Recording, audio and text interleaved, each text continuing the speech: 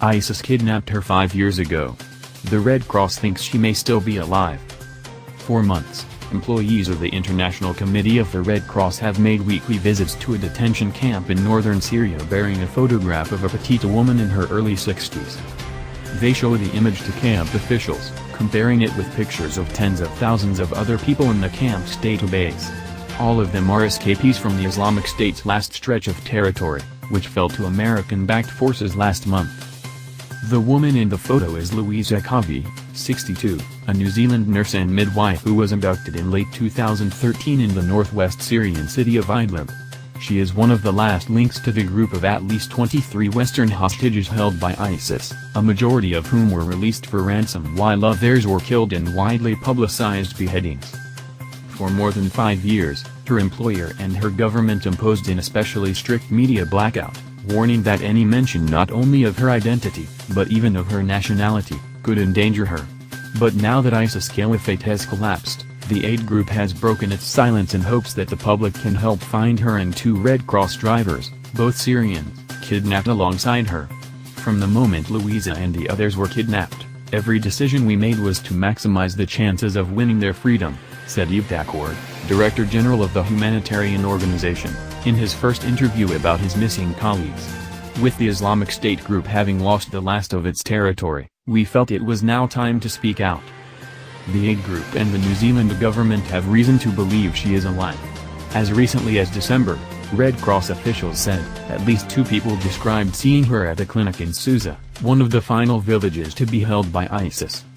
The Red Cross also considers credible at least 3 other reported sightings of her, in Abu Kamal in 2016, Raqqa in 2017 and Mayadeen last year, officials with the aid group said. Some of the witnesses said they saw her performing medical duties at clinics and hospitals under ISIS control, indicating that she was no longer held in a cell and was able to use her nursing skills to win a modicum of freedom, according to Mr. Dacourt.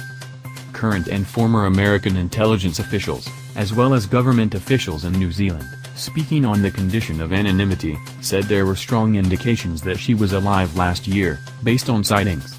The American officials also said that Miss Akavi might have been held with a British hostage, the journalist John Candley, at Mosul University in neighboring Iraq, before the area was liberated in late 2016.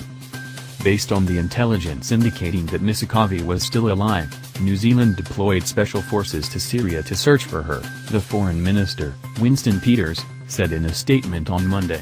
The non-combat team, which has included members from the New Zealand Defence Force and the Foreign Ministry staff, is authorised to visit Syria from time to time, Mr. Peters said. The efforts to locate and recover Louisa are ongoing. Miss Akavi would be the longest-held hostage in the 156-year history of the International Committee of the Red Cross, the group said.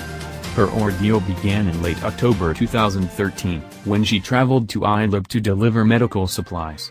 3 days later, she and 6 colleagues were returning to Damascus in a convoy marked with the Red Cross emblem when gunmen stopped them at a checkpoint.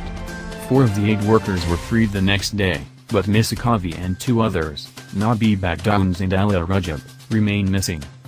Mr. Dacourt was immediately alerted to their disappearance, and a 15-member Red Cross team, including a crisis group in Geneva, began looking for them. I was convinced she'd be back soon, 24 hours, 48 hours, a week, said Avril Patterson, a colleague of Miss Akavi's who arrived in Damascus a day after her friend's disappearance. And then as time goes on, your denial doesn't work anymore. At first, the Red Cross did not know the identity of the captors. But then, a school near the checkpoint where the workers were taken was painted with the ISIS logo. Months later, in phone calls, emails and text messages, the terrorist group negotiated with the Red Cross, initially demanding a ransom of less than €1 million, under $1.1 million, and calling for the release of detained ISIS fighters. But the ransom fluctuated as time went on, the aid group said, rising to €20 million before dropping down to €5 million, the amount requested for several other Western hostages.